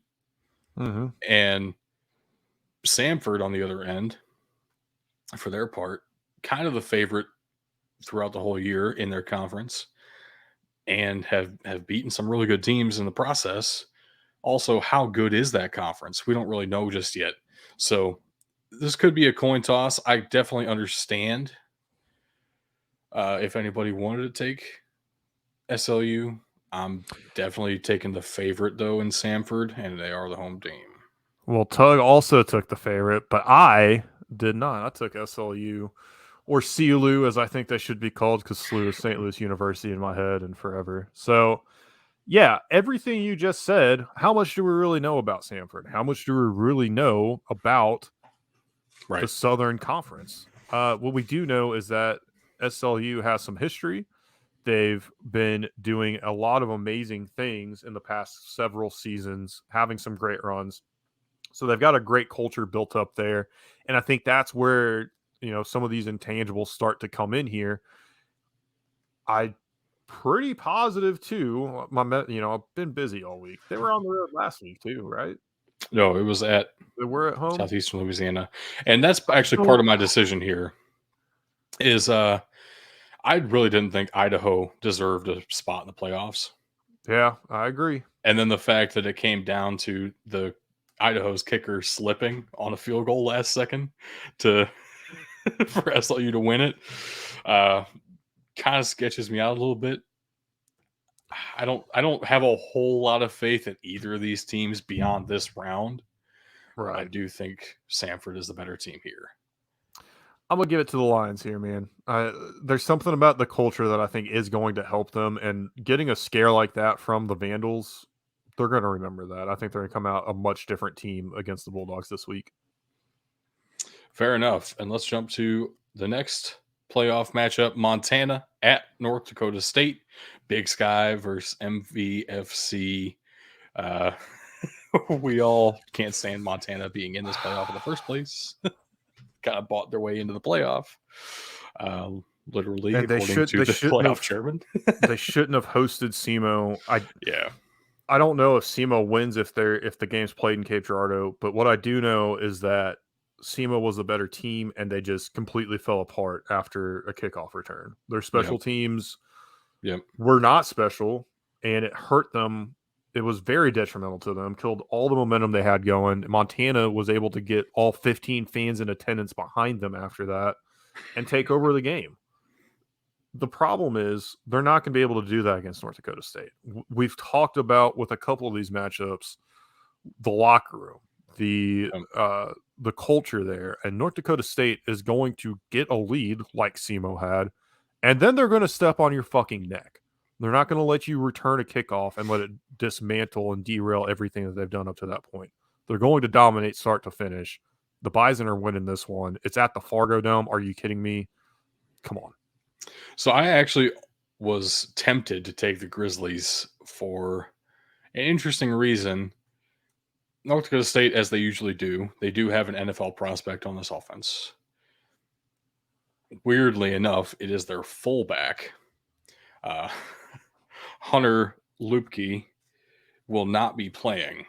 Apparently, he has some knee issues, trying to get a second opinion. I guess I shouldn't say he's not playing. As far as I know right now, he is questionable, technically. But I know he's not in Fargo right now. He's getting checked out by other doctors, and there's some real concern he will not play. He is the focal point of this offense. He gets like 200 yards rushing a game in this playoffs if he's a full strength. That's just the way NDSU plays this year. with him gone, it limits some things they're able to do. I do think NDSU overall is much more talented, and they'll find a way to win. At the same time, there is some intrigue there, and Montana has a chance to live on, even in the playoffs they don't deserve to be in. How disgusting is it going to be if they end up winning the national championship? I mean, if they do that, I guess they deserve to be here because they'll have had to have won 4 games to do it. So, last matchup, last game of the weekend. This one's actually going to be in primetime too, right? not exactly. We have Richmond at Sacramento State, 5 p.m. I don't know if that counts as primetime, but Richmond, one of those teams that we end up picking almost every week because they're always ranked, even if they're near the bottom of the CAA. They finished like 3rd or 4th in the conference, made it to the playoffs anyway because 5 teams from the conference made it against Sacramento State, who's another one of those conference champions. They technically finished first in the Big Sky alongside Montana State. They didn't play each other in the regular season, and there are no conference title games in the FCS, at least for teams who go to the playoffs. So Sacramento State is undefeated, 11-0. They got a bye week heading into this one. It's against a Richmond team who has looked vulnerable at some times, is very focused on pass first. I think Sacramento State's a more balanced team and more talented all around. I'm taking the Hornets here. What do you got? Yeah, Tug agrees with us here because I'm also taking Sacramento State. And we both said as well, they probably deserve to be the number 1 ranked team in this tournament and just aren't. So I don't it hurts picking them against the Spiders. I've loved going with Richmond as many times as I have this year already. I will close on this. We've set ourselves up to be memed heavily in the FCS playoffs. Yeah. If it's going to happen, I think this is probably not the game that's going to happen in, but we've got like 7 games where we all agree. The FCS is probably where we're going to be the most vulnerable to that because so we're picking 19 games total this week. And you're first of all, you're probably thinking, wait, we've just announced 18 of our picks. Well, we have one more in a second, but including this one, we've potentially memed ourselves 12 times over. This is insane. There are some clear favorites this week, put it that way. But we couldn't leave off the SWAC championship game because the SWAC is awesome. And if for nothing else, you should watch for the halftime shows because HBCUs have the greatest bands. Right, baby. It's so much fun. So the SWAC championship this year is a rematch of a regular season matchup we already saw that ESPN College Game Day went to Southern at Jackson State in Jackson, Mississippi. This is also 4 p.m. Eastern, going right up against the SEC title game going up. I mean, against the American Athletic Conference title. Yeah, that's wild to me, but it is on national TV, ESPN2. We're all picking Jackson State. Let's be real. Yeah, it's tough to beat a team twice, but if anybody's going to do it, it's going to be the team that Prime's coaching. Well, and it's also what to do this game. It's easier to beat a team twice when the first time you beat them was like 38-0, which is what I think the final score was. That's a pretty good shot at beating them twice. So I don't know if they're actually going to cover. The spread is 17.5, the only FCS game to get a spread this week. But interesting. Southern's coming into this one 7-4. Yeah. By the way, as well. I mean, this is another very lopsided conference championship game. We're seeing a lot of these going into this week, and yeah, it was 35-0. So it's just you're off by 3 points, I think. Yeah. Still, so this is another situation where divisions have really messed with the conference as far as creating the best possible title game experience. Florida A&M absolutely deserves to be playing for this conference title. Rather than Southern. Just there was some real talk of getting Florida A&M into the playoff instead, since they weren't going to be eligible for this championship game. They ended up as one of the first 4 out, which is tough at 9-2. Brutal. Just brutal. And they let in Montana. We're going to go on to our players to watch here. There it is. It loaded. Of course, you picked a guy that's playing in the Big Ten championship game for Purdue. Well, here's my actual thinking on this. I didn't want to. All right, I set up a couple of rules for myself that I never shared with anybody until right now. So this is kind of fun because I get to break my own rule in a second too. So this is the greatest time to bring this up ever. First of all, I didn't want to pick anybody who has any eligibility left, if I can help it. Guys who are definitely going to the draft. I don't want to highlight a prospect and then see them in college next year. That kind of defeats the purpose of this because I'm trying to find low round guys anyway, right? Late round picks, potentially UDFA kind of guys. So that's number one. I wanted to find some older players who don't have eligibility. I definitely found that here. And second, I wanted to take some guys in interesting matchups as far as, who they're actually going against and position matchup wise. And then try to find the best stories. So I found a great combination of all three of those in Charlie Jones, wide receiver out of Purdue, number 15. I gotta, if you don't know this guy's story, I gotta fill you guys in. So out of high school, right? He is the best special teams player in Illinois out of high school. That doesn't get him too much respect as a wide receiver prospect, right? Out of Deerfield, Illinois. So then he goes to the University of Buffalo up there in the MAC, mostly as a return specialist, not even really being thought of as a wide receiver that much. Gets redshirted his first year. And then for Buffalo, he puts together actually a pretty decent year returning kickoffs. Didn't return punts, only returned some kickoffs, and actually had 18 catches for almost 400 yards and 3 touchdowns. Cool stuff. Great. Get you some looks at some bigger programs. He transfers into the Big Ten, ineligible his first year because the NCAA hadn't figured out how to do transfers just yet. So he sits a year at Iowa before coming on to the field for the Hawkeyes in 2020, the COVID season. Well, here he's not returning kickoffs anymore for some reason. He is only serving as their punt returner, which, okay. Also, he's an honorable mention All-American punt returner because he's really good at it. And in only a couple of games, he has 21 punt returns for 221 yards and a touchdown. All right. So let's get him a little bit more involved in the offense and in the special teams. Next year, 2021, he's returning both punts and kickoffs, finally. Almost gets 1,000 return yards on the season. Gets another return touchdown. Also sees the field at wide receiver. 21 catches, 323 yards, and 3 touchdowns yet again. Pretty decent. He also understands if he wants to get serious consideration for the draft, he needs to put in some work at receiver. You're not going to get drafted as only a kickoff specialist, right? Get versatile, multiple different ways you can be utilized. You have a lot better chance of getting drafted. He is now considered to be a top 100 prospect in this draft because of the work he's put in at Purdue. Grad transfer to Purdue, his last season of eligibility, even with COVID year.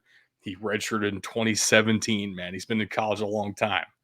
But Purdue this year, he has team conference lead in catches and yards and touchdowns.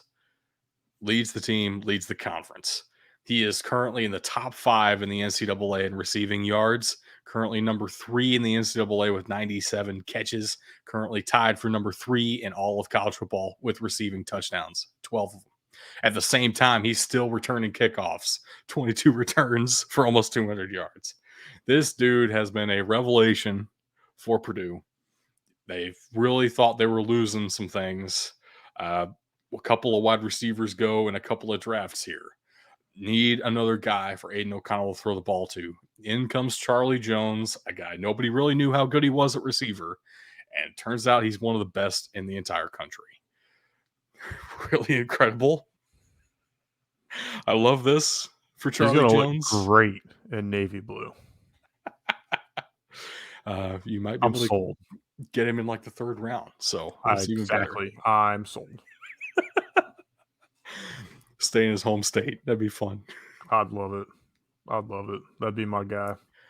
And we saw with Ohio State some of the best receivers again in the country. Marvin Harrison was getting covered very tightly, right, by these team up north corners. If Charlie Jones can create some separation here, that's going to bode extremely well for him because it's a direct week after comparison against who are considered to be the best wide receivers in the country, the best wide receiver room overall in the country in Ohio State. So if Charlie Jones can do some things that Marvin Harrison Jr. and Emeka Egbuka and Julian Fleming couldn't do, that's just going to speak even louder. Charlie Jones is going to keep moving up the boards. Absolutely. On the defensive side of the thing, this is where I'm breaking my own rule because I've already highlighted a Fresno State player in the past. I like taking guys from different schools every week. But this is on the different side of the ball. So Jalen Moreno-Cropper at wide receiver several weeks ago. I'm taking defensive end David Perales from Fresno State this week. Number 99 on that defensive line. Big man, 6'3". I think he's listed at 255. He probably plays a little bit more like 265, 270-ish at times. He plays bigger, but he also plays very fast. Some teams saw that very much so this year, including a 4-sack performance against San Jose State. Which is insane because I only have 1 sack. Oh, I have a lot more sacks to show you from David Perales here. He has so many. Insane. It's unreal. But once again, part of my process for picking prospects to watch out for, a lot of P's in that sentence. Part of my thought process is trying to find some of the best stories in all of college football. And I really think David Perales fits the bill here. If you're looking at this slide, you'll notice that's a really weird looking logo in 2017. What in the world could that possibly be? Junior college. That is a junior college. So he graduated from high school in his hometown of Merced, California, with actually pretty high academic honors. So why is he going to a JUCO? Because nobody recruited him to play football.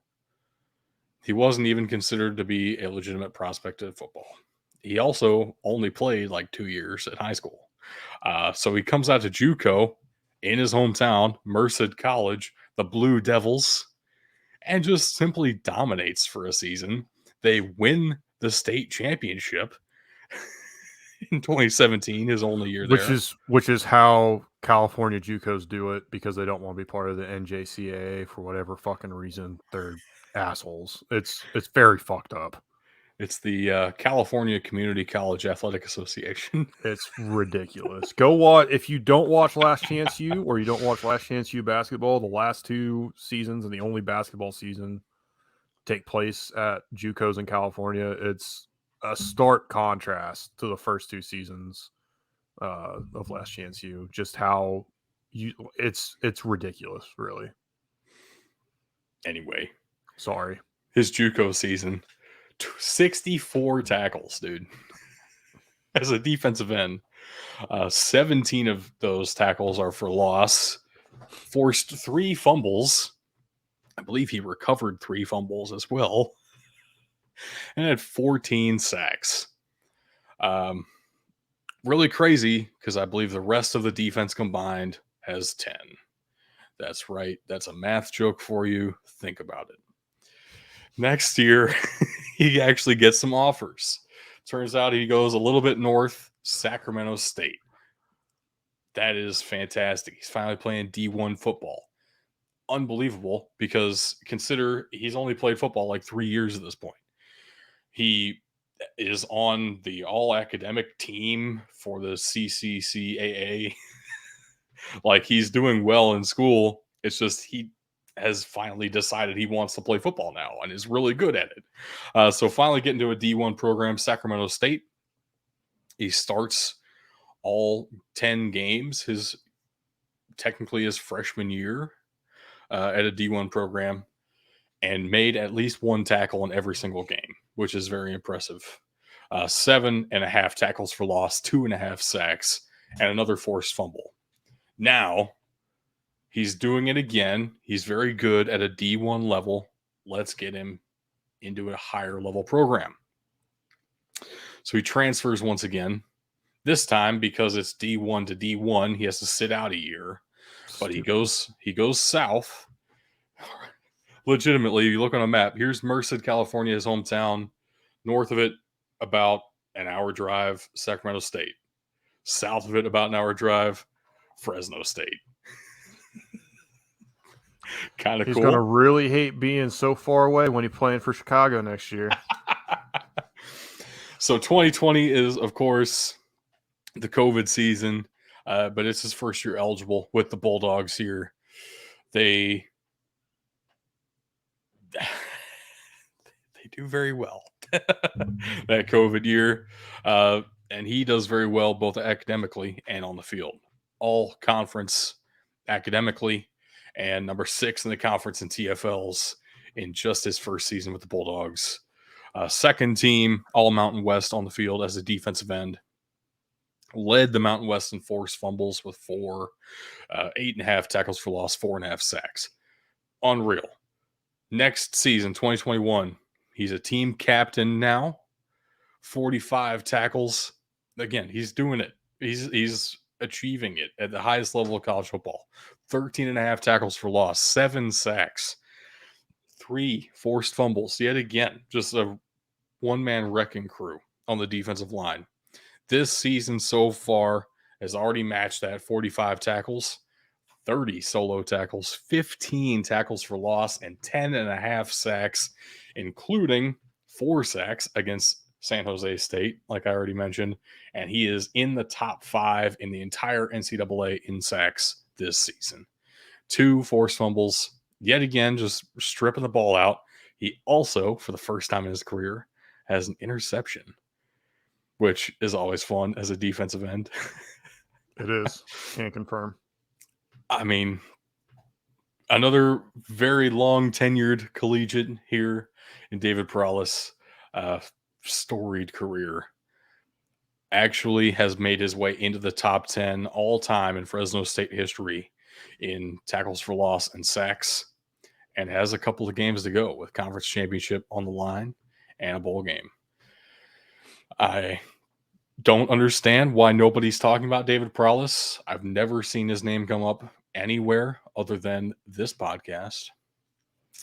And I really think he should be getting some recognition because he has played phenomenally at 3 different schools, 3 different levels of football, and still has some fresh legs about him. Hasn't played football his entire life. So I think just highlighted 2 guys that would be amazing for the Chicago Bears right now.